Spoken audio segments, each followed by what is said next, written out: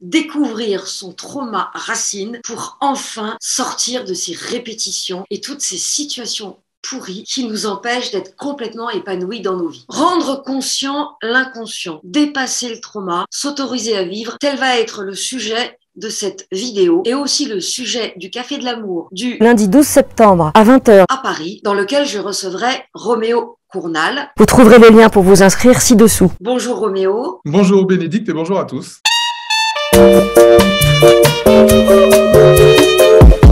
Bonjour à toutes et à tous, je suis Bénédicte Anne, votre love coach depuis 2004. J'accompagne les hommes et les femmes qui souhaiteraient être heureux en amour à attirer directement la bonne personne sans passer par la case galère, infidélité et autres horreurs de ce type. Et pour pouvoir rencontrer la bonne personne, encore faut-il être en paix avec soi et notamment avec ses traumas. C'est pourquoi je vous propose de vous en parler dans cette vidéo, mais aussi en live à travers un atelier géant à Paris. Lundi 12 septembre à 20h. J'ai écrit 4 livres autour de l'amour et de la relation dans lesquels évidemment j'aborde la thématique du trauma, de l'abus, de la honte, de la sexualité et de l'amour. Et je suis une experte en relations amoureuses. J'ai vraiment à cœur de vous aider à avancer dans vos vies et c'est pour ça qu'avec Roméo, nous allons vous donner un avant-goût, un teaser de ce qui va se passer lors de cet atelier café. Pour vous inscrire, il suffit de cliquer sur le lien ci-dessous. Alors Roméo, rendre conscient l'inconscient en 1h30, 2h, c'est un vaste programme. Comment tu vois les choses? Qu'est-ce que tu vas nous préparer? Et surtout, donne-moi ces 2 phrases de Jung et d'Archimède sur lesquelles tu t'appuies pour construire cet atelier. La phrase de Jung dit « Tant que vous ne rendrez pas conscient l'inconscient, il dirigera votre vie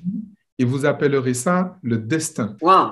Que c'est assez clair. Archimède, lui, il dit « Donnez-moi un point d'inflexion et un levier et je soulèverai l'univers. » Et en fait, ces 2 phrases m'ont inspiré. Tu dis en 1h30, c'est peut-être beaucoup, mais Dieu merci, effectivement, on peut y arriver, au moins mettre le doigt sur le fameux point d'inflexion. On traverse tous des périodes compliquées, on a des schémas à répétition, on rencontre toujours les mêmes personnes, on a les mêmes compagnes, les mêmes compagnons, les mêmes belles-mères, les mêmes patrons, les mêmes collègues, les mêmes voisins, etc., etc. Et en réalité, tout ça est mu par ce que j'appelle un trauma racine. Il y a dans notre subconscient une construction qui est en fait une construction racine et tant qu'en fait on n'aura pas mis cette construction à jour, en réalité on va passer notre temps finalement à élaguer sans jamais s'attaquer aux racines. Et donc pour éviter de passer toute une vie à faire du développement personnel, de la thérapie, du coaching, que sais-je encore, j'ai mis à jour cet outil que j'appelle la grille de lecture d'inscriptions traumatiques subconscientes, afin de trouver justement ces fameuses inscriptions traumatiques subconscientes, les libérer et enfin pouvoir avancer, faire autre chose de la vie, dans la vie, que se réparer. Alors le trauma racine, de mon expérience, il peut être lié à l'enfance, à une situation vécue. Par exemple, tes parents t'ont toujours dit que tu étais nul, que ta sœur était plus intelligente que toi et que tu n'arriverais à rien et que tu finirais coiffeuse ou éboueur, comme on disait autrefois. Donc ça, je pense que le trauma racine, c'est revenir du plus loin qu'ils nous en souviennent par rapport à cette espèce de programme. Mais il peut être aussi transgénérationnel, n'est-ce pas? Absolument. Ça va même plus loin que ça, parce qu'en réalité, justement, ce qui fait qu'on passe des années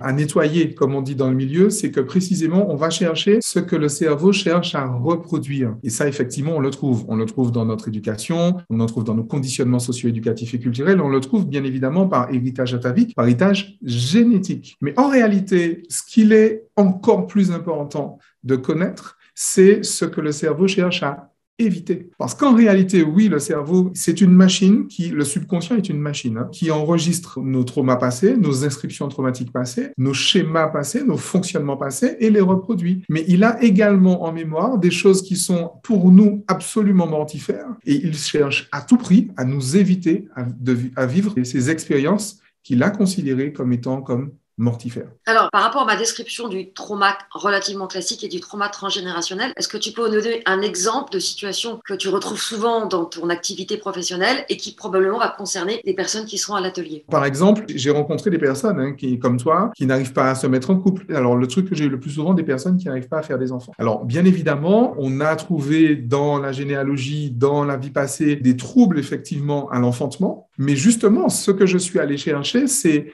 pourquoi est-ce que le cerveau ne veut pas? C'est-à-dire qu'on va chercher une expérience qui, pour la personne, pour l'accompagner, est une expérience totalement agréable. On va chercher où est-ce que le cerveau a appris que cette expérience est mortifère. Quand quelqu'un vient me dire, écoute, je n'arrive pas à avoir d'enfant, je lui pose la question, pourquoi tu n'en veux pas? Et la personne me répond, mais je viens de te dire que je fais tout pour en avoir. D'accord, mais toi, tu fais tout pour en avoir, ton cerveau fait tout pour ne pas en avoir. Parce que pour toi, c'est magnifique, c'est super beau, mais pour lui, tu vas mourir si tu fais ça. Et donc, on va chercher précisément pourquoi. Figure-toi que le plus difficile, en fait, dans cette quête, c'est que la personne accepte qu'effectivement, la plus grande partie d'elle, la partie d'elle qui décide, ne veut pas, alors que sa partie consciente veut. Mais encore une fois, la partie consciente, ce ne sont que 5% finalement de qui nous sommes. Notre inconscient, c'est 95% de qui nous sommes. Et en réalité, ce que nous vivons, c'est ce que nous voulons vivre, mais nous ne savons pas que nous voulons vivre. Ce que nous ne vivons pas, c'est ce que nous ne voulons pas vivre, mais nous ne savons pas que nous ne voulons pas le vivre et nous ne savons pas non plus pourquoi nous ne voulons pas le vivre. Et c'est ça que l'on va découvrir à Paris. Lors de cet atelier café. Pour vous inscrire, il suffit de cliquer sur le lien ci-dessous. Par exemple, pour cette femme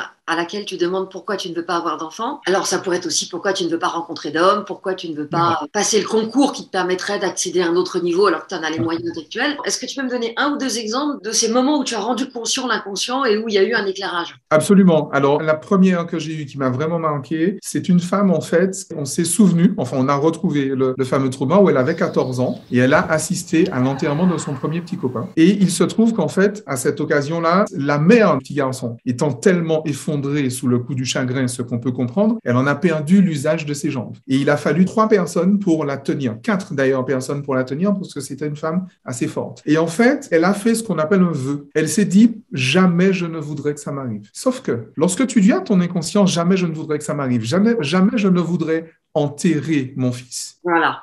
Ton cerveau, en fait, qu'est-ce qu'il fait? Il va faire en sorte que jamais tu n'enterres ton fils. Sauf que pour être sûr, parce que le cerveau est une machine parfaite, pour être certain que jamais tu n'enterreras ton fils, la seule solution, c'est que tu n'en aies pas. Exactement. Bravo, super. Alors, dis-moi un petit peu comment va se passer l'atelier. Tu vas faire travailler tout le monde, tout seul, par deux. Comment ça va se passer? Parce que c'est très concret. Ils vont sortir de cet atelier en connaissant leur trauma racine.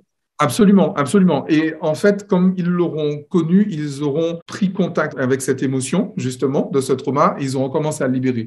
Donc, ça va pleurer, donc préparer les Kleenex. Mais c'est ça, en fait, l'intérêt, c'est ce qu'on cherche. On va justement pleurer ce que l'on doit pleurer, et non plus passer son temps à pleurer à côté. Donc, ce sera un atelier, donc ce sera extrêmement pratique. Je ne vais pas expliquer comment ça fonctionne. On va simplement le faire ensemble. On va le faire en binôme parce que, justement, il est plus facile d'accompagner quelqu'un. Bien évidemment, je donnerai le fil des questionnements, mais il sera plus facile que ce soit quelqu'un d'autre qui note les réponses plutôt que la personne que l'on interroge. Donc, ce sera le classique A, B. Donc, il y a A qui note et il y a B qui répond. Et bien sûr, on va inverser les rôles. Je vais simplement guider le processus, je vais guider le protocole et chacun, effectivement, pourra répondre. Alors, effectivement, je vais m'arranger pour que les personnes ne répondent pas à côté parce que je connais bien les cerveaux et je sais comment les cerveaux font pour fuir, font pour éviter justement de toucher des choses qui sont trop touchy, puisque c'est son rôle, en fait. Mais on va tous ensemble y aller pas à pas, petit à petit. C'est extrêmement simple, effectivement. C'est rapide en vrai. On va pas y passer 3 heures, ça c'est clair. On n'en a pas besoin. Mais précisément, ça demande une posture qu'en réalité, généralement, on n'a pas. Ok. Et après, il y aura un temps d'échange pour répondre aux questions qu'auront suscité peut-être les émotions